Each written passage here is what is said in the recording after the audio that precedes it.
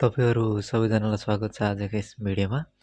आजको यस भिडियोमा तपाईहरुलाई यो डेबुकको जुन डिजाइन छ यस्तो डिजाइन चाहिँ कसरी बनाउने भन्ने बारेमा चाहिँ बताउने छु। योभन्दा अगाडि पनि मैले केही कुराहरु चाहिँ भिडियोमा भनेको छु। योभन्दा अगाडिको पार्टहरुमा भिडियो अलि धेरै नै लामो भएको हुनाले चाहिँ मैले पार्टहरुमा डिभाइड गरेर चाहिँ भिडियो सानो-सानो बनाउने कोसिस गरिरहेको छु ताकि तपाईहरुलाई सजिलो होस् भनेर। र आजको यस भिडियोमा चाहिँ सकभर म डिजाइनको सम्पूर्ण कामहरु चाहिँ सक्ने प्रयास गर्नेछु। भिडियोलाई लास्टसम्म हेर्दिनु होला र भिडियो मन परेमा लाइक शेयर पनि गरिदिनु होला र केही समस्याहरु छ भने तपाईहरुले कमेन्ट गरेर आफ्नो समस्याहरु भन्न पनि सक्नुहुन्छ। र यो भन्दा अगाडिको प्रोजेक्टमा चाहिँ मैले केही कामहरु गरेको थिएँ त्यो म तपाईहरुलाई एकचोटि देखाउन चाहन्छु।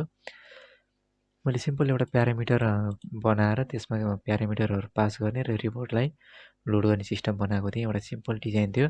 त्यस्तो खासै केही पनि गर्न चाहिँ पाइएको थिएन यो भन्दा अगाडि, तर यो पालि चाहिँ यस भिडियोमा चाहिँ म लगभग सबै कामहरु सक्नेछु। र त्यसपछि अब हामी के गर्छौं भन्दाखेरि यो जुन ग्रुप कलेक्सन छ यसलाई ठ्याक्क यहाँ ल्याएर र यो कोलमलाई चाहिँ म डिलिट गर्दिन्छु र तलको जुन सम भन्ने कोलम छ यसलाई पनि म डिलिट गर्दिन्छु रोलाई र सिर्फ यो फिल्ड मात्र म राख्न चाहन्छु यसमा। र एकछिन यसलाई पनि म हटाइदिन्छु। एउटा म यहाँनेरि सिम्पल एउटा लाइनहरु लाइन भन्दा पनि लाइन एड गरौँ। ठीक छ।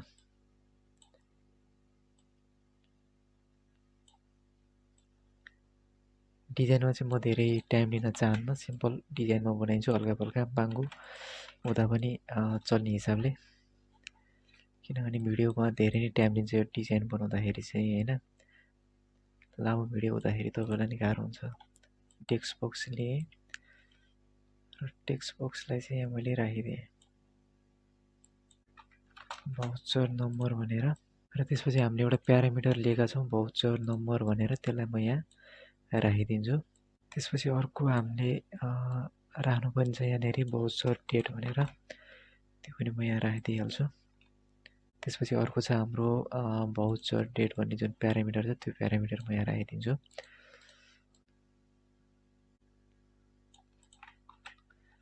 र यसको बोर्डर प्रोपर्टिज छ बोर्डर स्टाइल राइटमा मैले राख्दिएँ सोलिड। यो स्मल क्यापिटल चाहिँ एकदम ध्यान दिनु होला। यो अगाडिको यस चाहिँ क्यापिटल हुनुपर्छ, नत्र भने चाहिँ एरर आउँछ यहाँ चाहिँ। त्यसपछि अर्को हामीलाई चाहिएको छ यसलाई म के गर्छु भन्दाखेरि यसलाई म बोल्ड गरिदिन्छु। र त्यस्तै गरी यसलाई म पनि कपी गरेर पेस्ट गरिदिन्छु।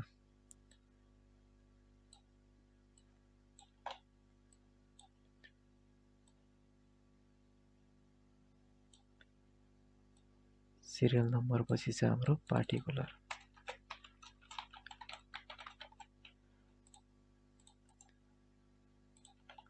र यसको टेक्स्ट अलाइन चाहिँ म लेफ्टमा चाहिँ हल्का ग्याप राखिदिन्छु।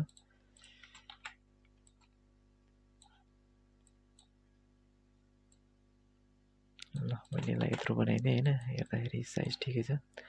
एकचोटि लोड गरौँ हाम्रो सफ्टवेयरको डिजाइन कस्तो भएको छ ताकि हामीलाई आइडिया होस् कि हाम्रो कस्तो देखिरहेछ हैन। यो डिजाइन चाहिँ तपाईलाई अब कस्तो चाहिन्छ हैन, आफ्नो हिसाबले तपाईहरुले बनाउन सक्नुहुन्छ। अब डिजाइन चाहिँ मैले जस्तो बनाएँ त्यस्तै नै चाहिन्छ भन्ने पनि छैन। तपाईहरुलाई आफूलाई कस्तो सजिलो लाग्छ, कस्तो डिजाइन मन पर्छ तपाईहरुले आफ्नै हिसाबले डिजाइन बनाउन सक्नुहुन्छ। एकचोटि हेरौँ हैन कस्तो छ। ल माथिको serial number voucher date debit amount credit amount आइसक्यो हैन त। त्यसपछि अब हामीलाई यो पार्टिकुलरहरु यहाँनेरि यो हिसाबले एडजस्ट गर्नु पर्यो। यसमा एउटा के गर्नु पर्यो भन्दाखेरि एउटा कोलम सिम्पल हामी एड गरौँ।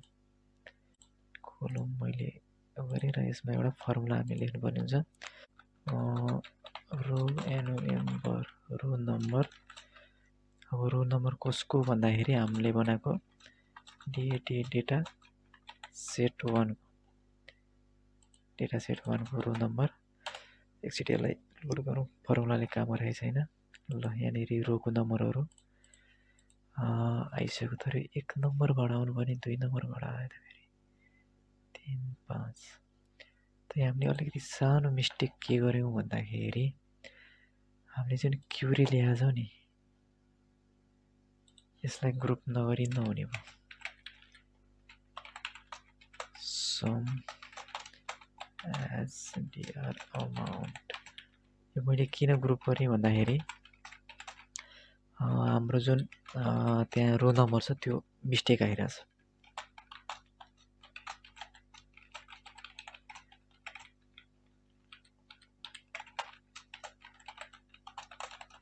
ल मैले पार्टिकुलरको आधारमा ग्रुप गराइदिएँ क्वेरीबाट अब हाम्रो रो नम्बरहरू एकदम करेक्ट आइरहेछ 1 2 3 4 5 6 7 8 ठिक छ र सबैको फन्ट कलर चाहिँ म ब्ल्याक नै राखिदिन्छु त्यसपछिबाट बोर्डर स्टाइल बोर्डर कलर पनि म ब्ल्याक नै राखिदिन्छु यसको पनि मैले ब्ल्याक राखिदिएँ यसको पनि ब्ल्याक ब्याकग्राउन्ड कलर र ब्याकग्राउन्ड कलर चाहिँ म नो कलर भन्ने आउँछ नो सिल्भर कलर यो मैले कपी गरेँ र मैले के गरेँ सबैमा पेस्ट गरिदिएँ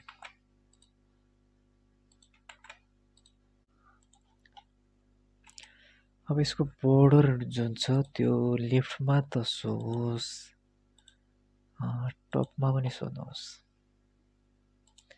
यसको बोर्डर जुन छ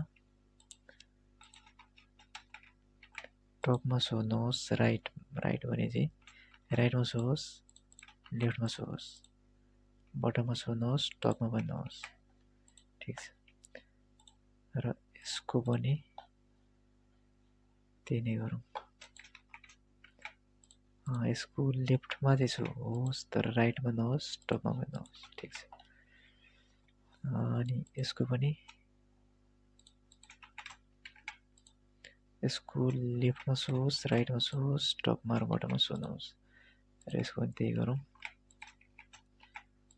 यसको राइटमा सोहोस् लेफ्टमा त्यसको बोर्डर छँदैछ टपमा पनि सोध्नुहोस् ल एकचोटि रन गरी हेरौँ यसलाई कस्तो देखिन्छ ल अहिलेसम्म त ठिकै छ हैन यति बेसी चल्छ र अब यसलाई उठाएर यहाँ ल्याएर राख्दियो यसलाई हल्का माथि लगौँ र यसको साइजलाई पनि एडजस्ट गरौँ र अब सिरियल नम्बरको जत्रो साइज छ नि यो एसएनको यसको जत्रो साइज छ यहाँनिर साइज भनेर दिएको छ विथ जत्रो छ मैले यसको विथ पनि त्यतिरै राखिदिएँ ल त्यसपछिबाट यो पार्टिकुलरको विथ जत्रो छ यसको पनि विथ मैले के गरिदिएँ त्यत्रै सेट गरिदिएँ र त्यसपछि अब हामीले एउटा कोलम एड गर्नुपर्ने रहेछ हैन त्यो कोलम पनि म एड गरिहाल्छु लेफ्टमा र यसको साइज जत्रो छ मैले यसको साइज पनि के गरेँ विथ त्यत्रै सेट गरिदिएँ तर मिस्टेक हो फेरि यहाँ त हामीले कुनै टेक्स्ट बक्स राखेको रहन्छौँ ठिक छ यसलाई म कपी गरेर पेस्ट गर्छु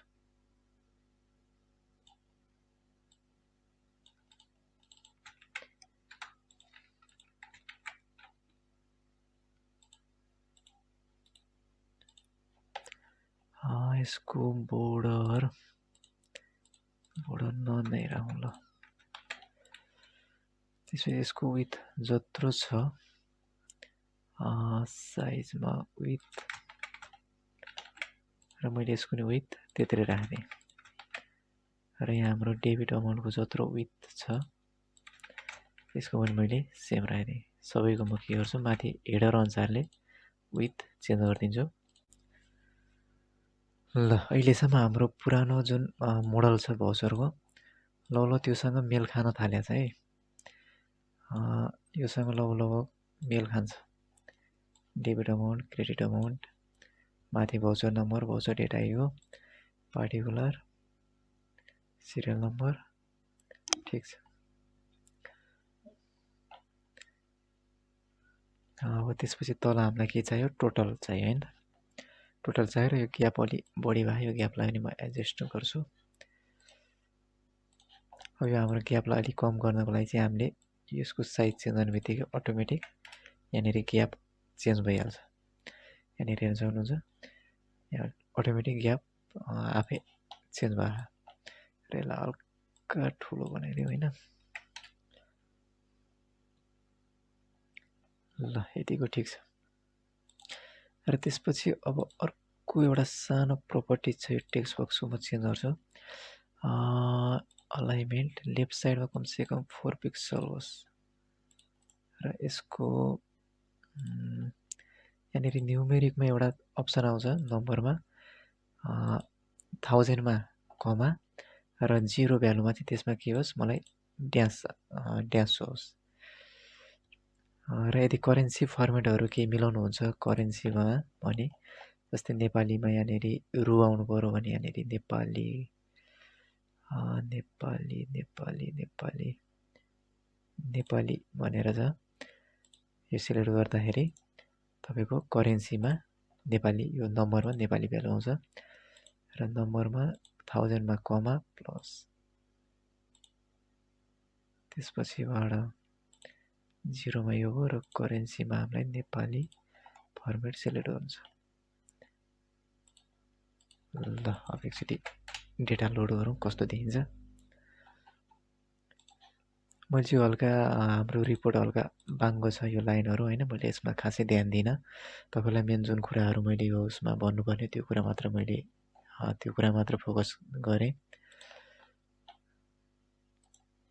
र यसमा 0 मा नम्बरमा अब हामीले यहाँ तल टोटल सम गर्नु पर्यो हैन तल अब एउटा हामी कोलम बनाऊ लाइन चाहिँ म के गर्छु भन्दाखेरि लाइन भन्दा नि यसमा मैले एउटा रो इन्सर्ट गरेँ है त रो इन्सर्ट गरेँ तलको साइडमा रो इन्सर्ट नगरेँ यतिकै गरौँ एउटा मैले के गरेँ टेक्स्ट बक्स लिएँ टेक्स्ट बक्स चाहिँ म सबभरि कपी गर्छु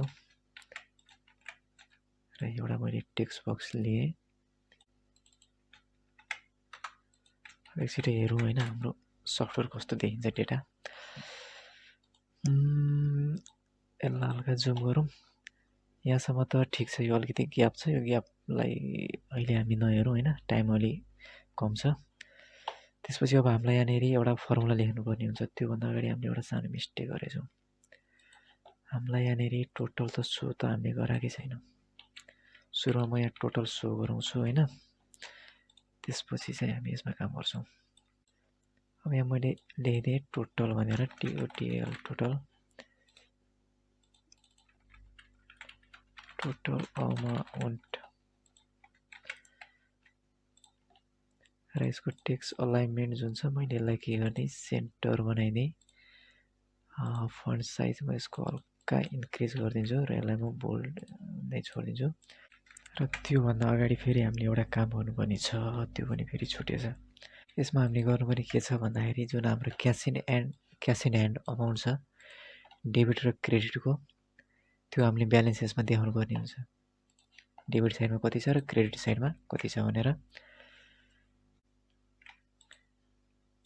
यसैलाई मैले कपी गरेँ ताकि यो डिजाइन हामीले फेरि बनाउनु नपरोस्